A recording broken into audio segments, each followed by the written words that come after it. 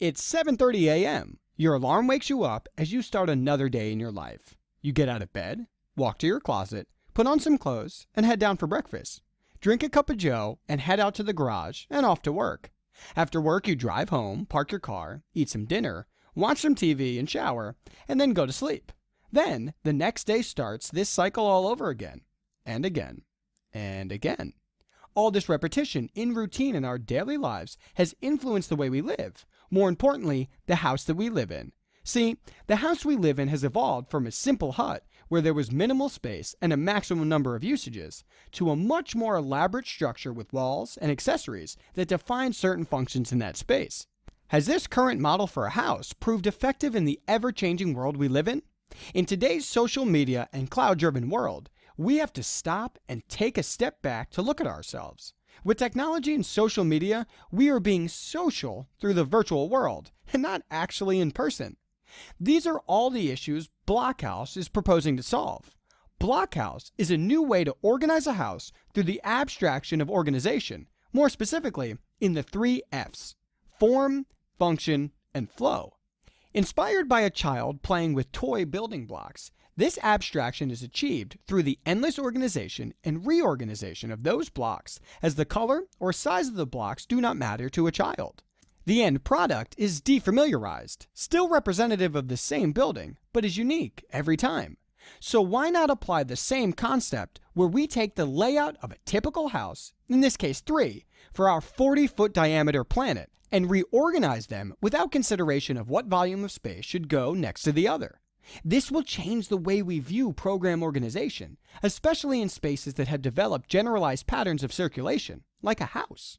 But as you know, a house is not necessarily defined by the progression between spaces, but by the activities that happen within those spaces, and is the drive for this abstraction of the everyday house.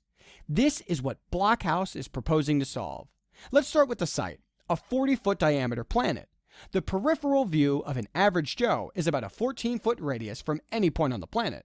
This means the horizon is literally 14 feet ahead of you. Even Columbus didn't have to tell you that this planet isn't flat. Using this 14-foot rule, a 14-foot radius circle was made, followed by a 28-foot radius around that, creating a band that was 14 feet across. This band was repeated 3 times around the 40-foot planet, resulting in a sort of multi-looped band. This will become the plot for the house itself. Going back to those 3 typical houses, we will take the toy block concept and apply it to these as volumes. Using the roof lines and partitions in the houses, these blocks are obtained and ready to be assembled into a new house.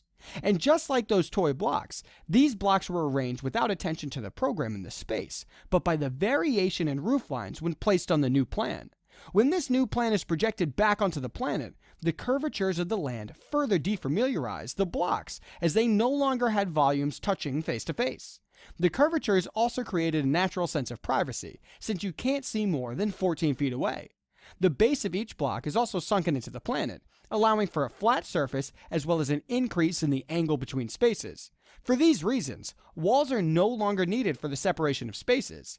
Without the need for walls, the function of your daily house life changes. You still have the same programmatic functions like bedroom, dining, and living room, but they can now be placed without regards to adjacency of the next program type. This means you can have your bedroom next to your kitchen, but more importantly, the definition of a house is redefined as the interactions between these spaces is greatly increased without the use of physical barriers. Family interactions increase, which might mean less time on social media chatting online, and more FaceTime. The lack of interior walls also increases the amount of flow through a space.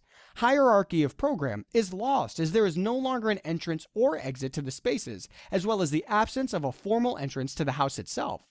All of the spaces in the house flow into one another, never hitting a dead end. This creates a very communal type of flow, as one has to cross through other spaces to reach a destination, increasing chances of social interaction.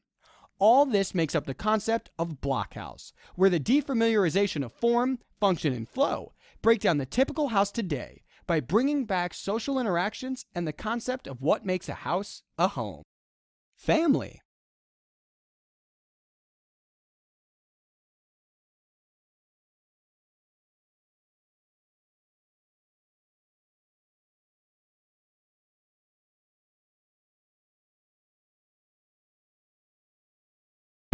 created using Powtoon.